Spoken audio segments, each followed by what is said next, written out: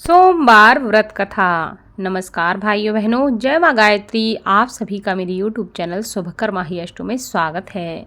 आज सोमवार के दिन सुनेंगे सोमवार व्रत कथा। आप सभी से विनम्र निवेदन है, अगर आप मेरे चैनल पर पहली बार आए हैं तो प्लीज़ वीडियो को लाइक, चैनल को सब्सक्राइब और वीडियो को ज़्यादा से ज़्यादा शेयर अवश्य करें, ताकि आपके साथ साथ आपके अपने भी भगवान शिव की इस सोमवार व्रत कथा को सुन सकें और लाभ प्राप्त कर सकें।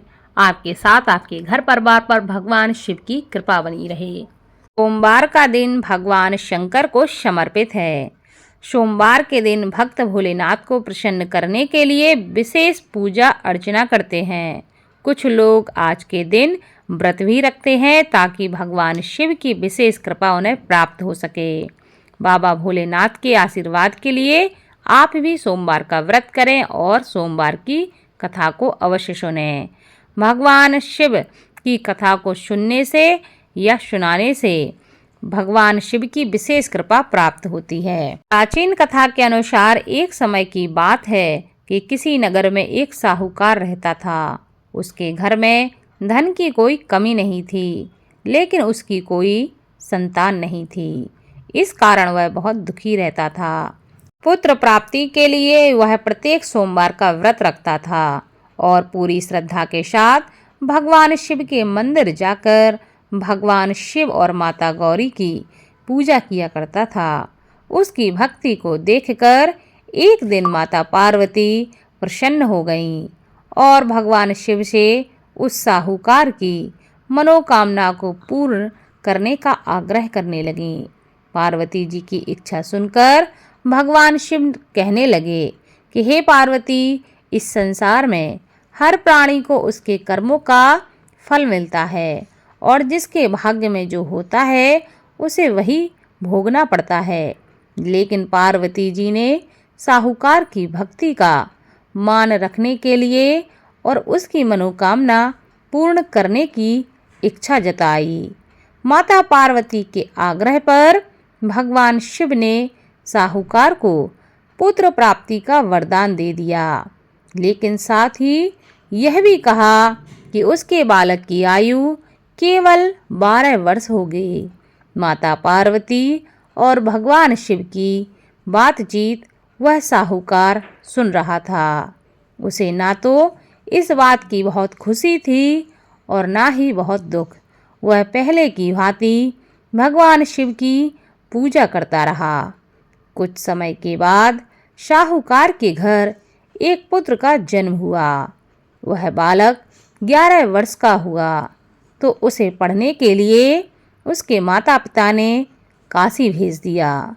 साहूकार ने पुत्र के मामा को बुलाकर उसे बहुत सारा धन दिया और कहा कि तुम इस बालक को काशी विद्या प्राप्ति के लिए ले जाओ और मार्ग में यज्ञ कराना। जहाँ भी यज्ञ कराओ वहाँ ब्राह्मणों को भोजन कराते जाना और दक्षिणा देते हुए ही जाना। दोनों मामा भांजे इसी तरह यज्ञ कराते और ब्राह्मणों को दान दक्षिणा देते काशी की ओर चल पड़े। रात में एक नगर पड़ा जहाँ नगर के राजा की कन्या का विवाह हो रहा था, लेकिन जिस राजकुमार से उसका विवाह होने वाला था वह एक आंख से काना था। राजकुमार के पिता ने अपने पुत्र के काना होने की बात को छुपाने के लिए एक चाल सोची। साहूकार के पुत्र को देखकर उसके मन में एक विचार आया। उसने सोचा, क्यों ना इस लड़के को दूल्हा बनाकर राजकुमारी से विवाह करा दूं।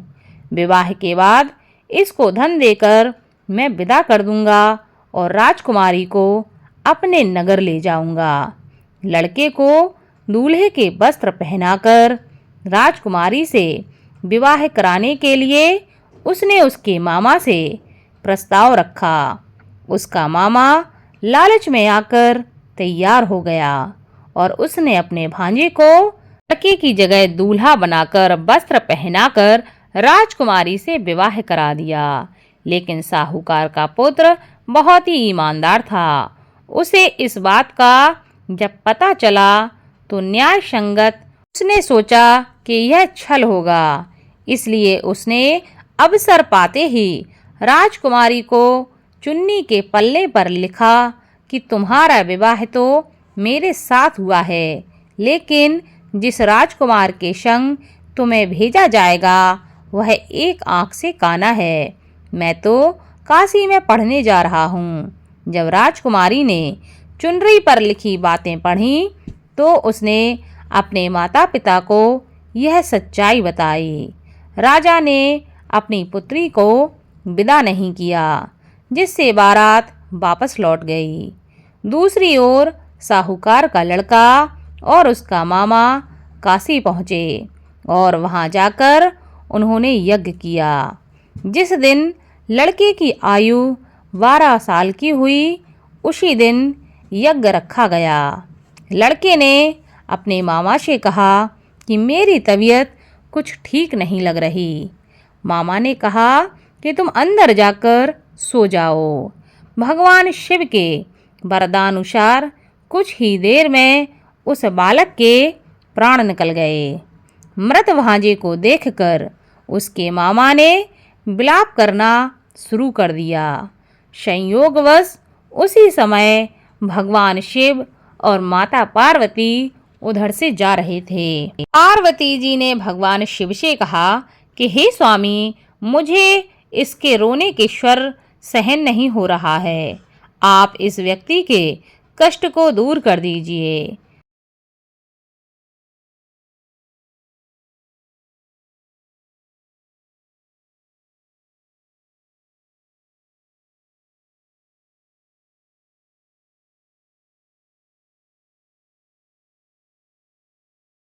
जब भगवान शिव मृत बालक के समीप पहुंचे तो वह बोले कि यह उसी साहूकार का पुत्र है जिसे मैंने 12 वर्ष की आयु का वरदान दिया था।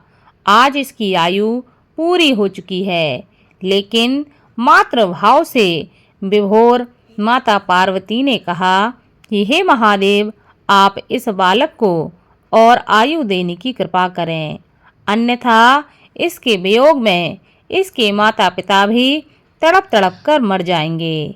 माता पार्वती के आग्रह पर भगवान शिव ने उस लड़के को जीवित होने का वरदान दिया।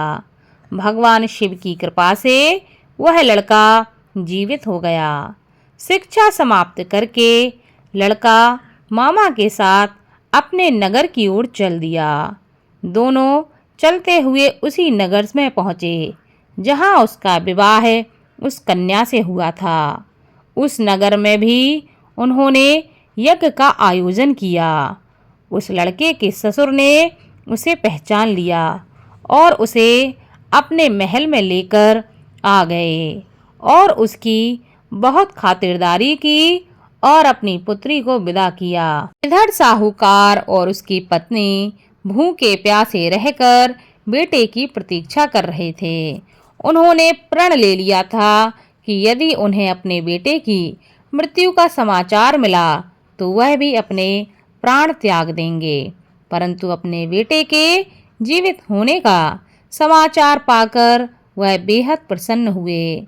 उसी रात भगवान शिव ने व्यापारी के स्वप्न में आकर कहा, हे श्रेष्ठी, मैंने तुम्हारे पुत्र को जीवन दान दिया है। मैं तुम्हारे सोमवार के व्रत करने और व्रत कथा सुनने से प्रसन्न होकर तुम्हें यह वरदान देता हूँ कि तुम्हारे पुत्र की आयु लंबी होगी।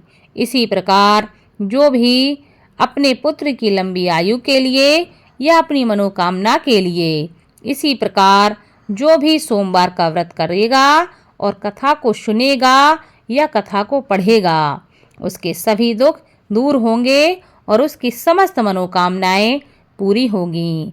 उसके जीवन में किसी भी प्रकार का कष्ट संकट नहीं रहेगा। इस प्रकार भगवान शिव ने उस व्यापारी के दुख को दूर किया, वैसे ही सबके दुख को दूर करना। बोलो भगवान शिव की जय।